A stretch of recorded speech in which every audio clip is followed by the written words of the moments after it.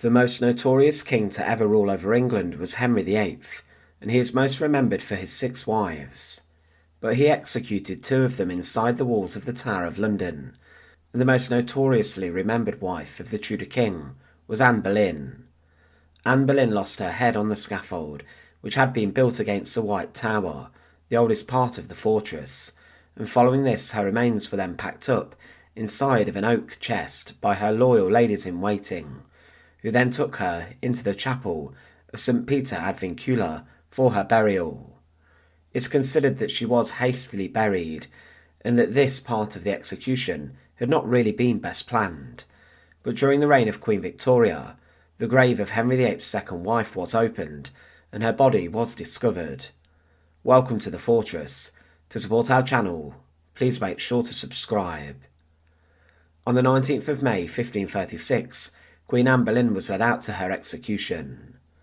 The Tower of London, a place where she had awaited her coronation as Queen years before, became her place of imprisonment, and when she last entered the tower, she would never leave it, and 500 years on, she is still buried there.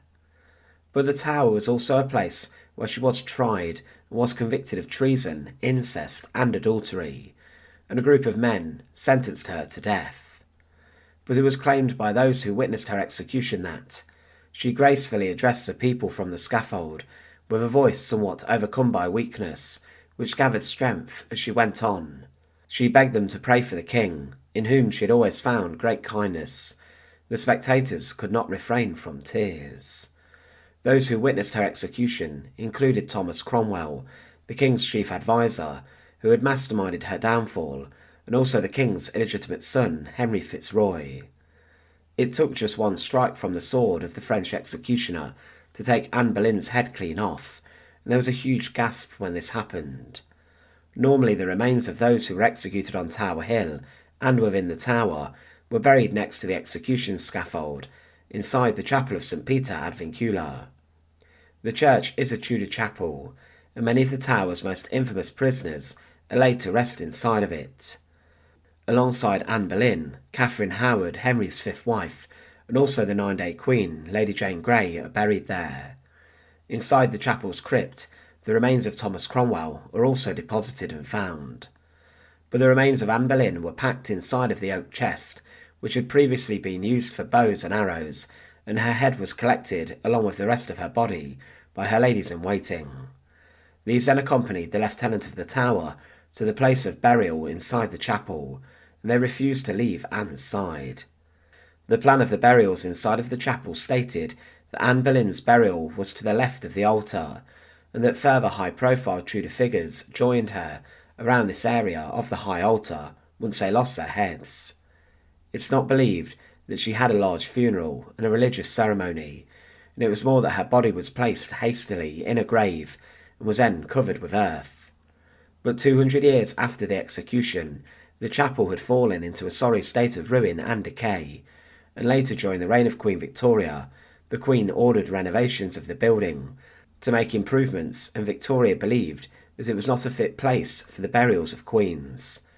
It was claimed that various additions had reduced the building to the condition more resembling that of a neglected and insignificant parish church, and one visitor even stated of his disgust at the barbarous stupidity that transformed the little church into a meeting house.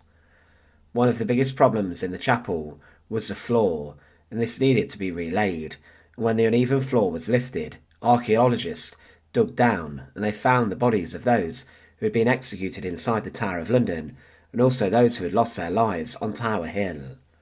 But specifically they were looking for high-profile bodies, and these remains were then collected, and they were identified by a committee before they were placed back inside a new coffin, ready for reburial following the completion of the works. On the 9th of November 1876, the workers dug up and exhumed Anne Boleyn, the executed second wife of Henry VIII. Her remains had been found where they were recorded, and they were found in front of the high altar, and 5 men had gathered to exhume her remains.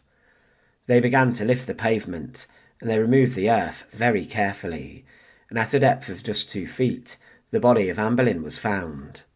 Her bones had been heaped together in one spot, but the grave had been disturbed by the collapsing, decaying coffin of a 54-year-old woman named Hannah Beresford, who had been buried very close to where Anne was in 1750. Because of the discovery of the body of a queen, the royal doctor, Dr. Frederick Moat, was summoned to the Tower, and his team then carefully recorded and forensically examined the remains of the queen. Of course, they were looking for signs of a woman who had lost her head by decapitation in a brutal manner. This is what they found, and Dr. Moat stated of the remains that they belonged to: a female of between 25 and 30 years of age, of a delicate frame of body, and who had been of slender and perfect proportions. The forehead and lower jaw were small and especially well formed. The vertebrae was particularly small, especially one joint, the atlas, which was next to the skull, and they bore witness to the queen's little neck. A later, more thorough examination concluded the bones of the head indicate a well-formed, round skull, with an intellectual forehead, straight orbital ridge, large eyes, oval face, and rather square full chin. The remains of the vertebrae and the bones of the lower limbs indicate a well-formed woman of middling height, with a short and slender neck. The ribs show depth and roundness of chest. The hands and feet bones indicate delicate and well-shaped hands and feet, with tapering fingers and a narrow foot.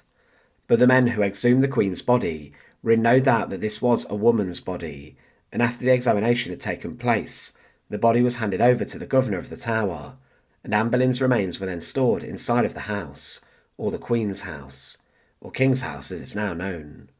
More bodies were found of women executed during the Tudor period, but Anne's bones confirmed that she was a rather slight woman of around 5'3" tall, and that she had lost her head by a sharp instrument such as a sword, as was documented in history. Her remains were kept above ground for 5 months before they were reburied. It was on the 13th of April 1877 that 7 men around midday, including the chapel's resident priest, gathered to rebury Anne Boleyn and the others.